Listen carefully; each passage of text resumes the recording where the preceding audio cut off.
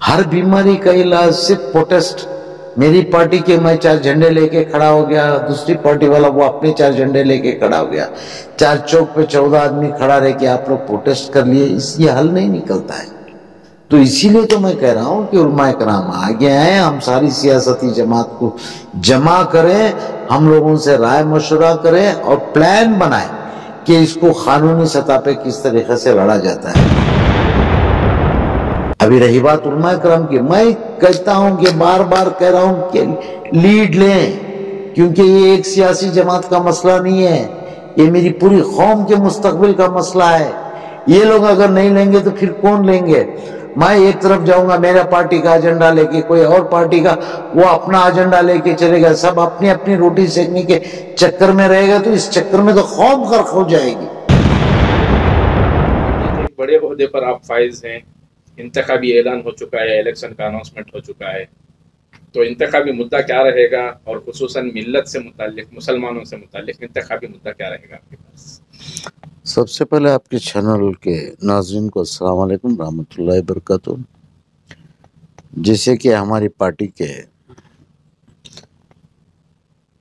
श्रीमान देवेगौड़ा के सुपुत्र श्रीमान कुमार स्वामी ने आज से तकरीबन साल भर पहले हमने जो प्रोग्राम किए थे 1-2-3 मिशन 1-2-3 जो लेके चले थे, उसमें हर कौम के लोगों को उस डयास से बोलने का मौका दिया गया। हर कौम के लोगों को बोलने का मौका दिया गया। तो वहीं से तय किया गया कि इस बार इंशाअल्लाह ताला अगर अल्लाह और इस रियासत कर्नाटका की अवाम अगर चाहेगी तो हम लोग 123 सीटों पे जीत हासिल करना चाहते हैं। उसके बाद में श्रीमान कुमार स्वामी जी ने दूसरा प्रोग्राम किए, वो प्रोग्राम था पंचरत्ना यात्रा।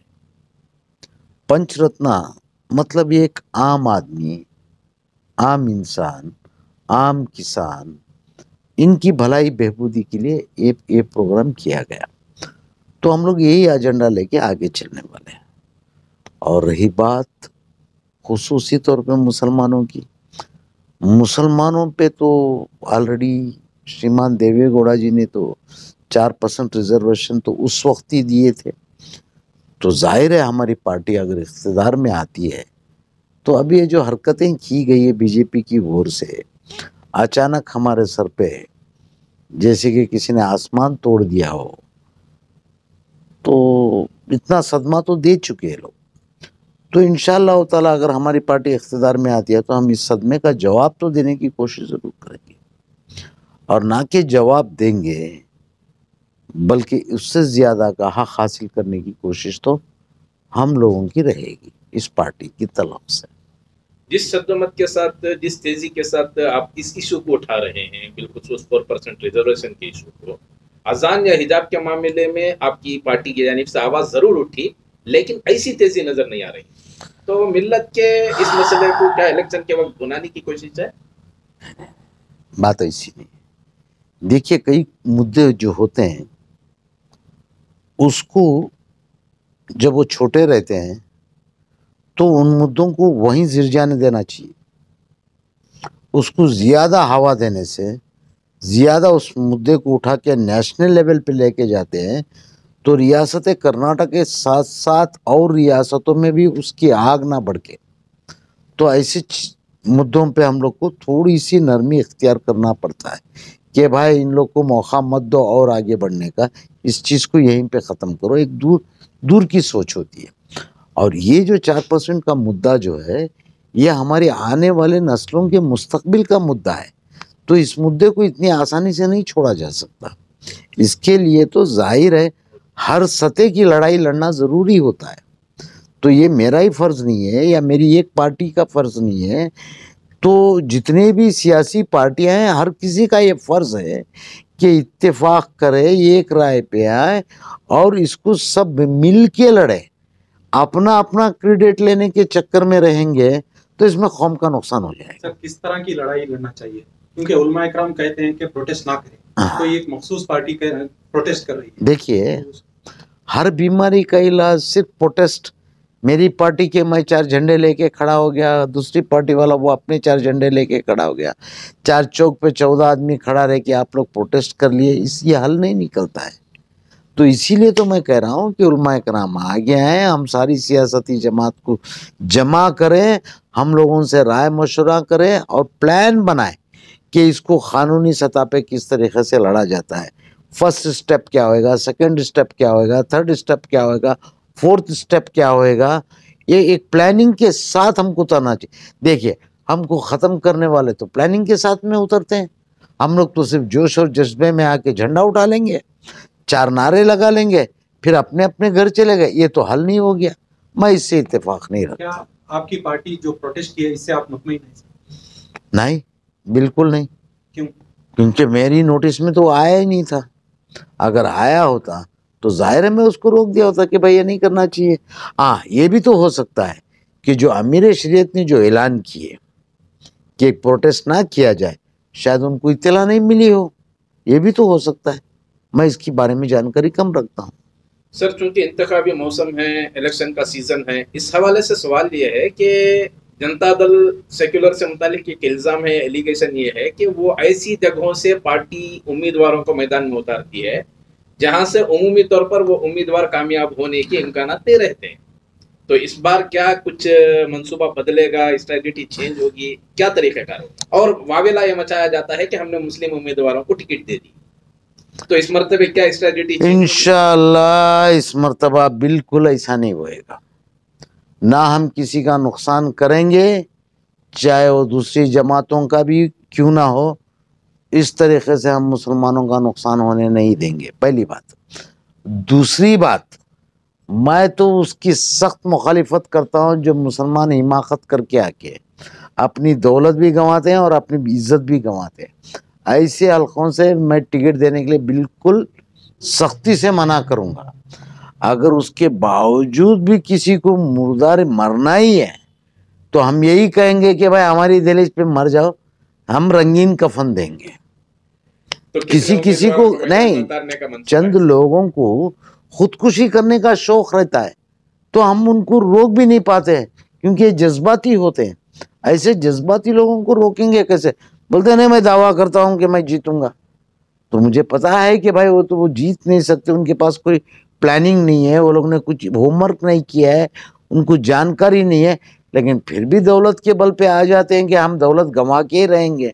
तो मैं उनको सलाह देता हूँ, जाओ जाके अपनी अवाम में सवाब के लिए तो पैसे बांट लो, वो तुम्हारे लिए बेहतर होएगा, समझाने की कोशिश करो।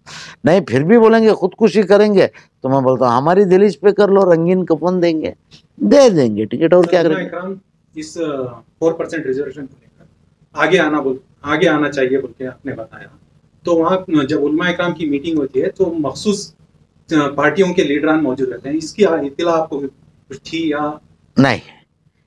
और मीटिंग होने के बाद में मुझे इत्तला पड़ी, जब मैंने वीडियो वगैरह देखा तो मुझे पता चला। अभी क्या हो गया है, कुछ लोग पता नहीं, मैं ऐसी बातें, इस बात का जवाब दे के मैं हम कौम को कहीं भी गिरा के बात नहीं करना चाहता, चाहे वो मेरा मुखालिफ क्यों ना हो या मेरी पार्टी के मुखालिफ क्यों नहीं हो। मैं किसी के बारे में भी गलत बात करके अपने हम मज़हब को मैं बेइज्जत नहीं करना चाहता। सर, इस वक्त अमीर शरीयत का रोल क्या होना चाहिए था ऐसे मौके? इसमें अमीर शरीयत का रोल और जो भी उलमाए कराम है उन सब इकट्ठा हो जाएं, इकट्ठा होके पॉकेट मीटिंग करें, एक एक जमात, एक एक सियासी जमात के जो कुछ भी लीडरान है उनको बुला के उनका राय मशवरा लें, उनका भी लें, उनका भी लें, उनका भी लें, इनका भी लें, हमारा भी लें। लेने के बाद में एक फैसले पे आएँ और सबको बुला के एक फैसला दें कि आप लोग को ये फॉलो करना है, आप लोग सब इत्तेफाक से ये फॉलो करो। बोलो कि जनता दल से भी मुसलमानों को बुलाओ, हम बुलाएंगे, फलानी पार्टी से बुलाओ, वो भी बुलाएंगे, फलानी पार्टी से बुलाओ। तो एक हुजूम दिखना चाहिए कि हाँ मुसलमानों में एकता है।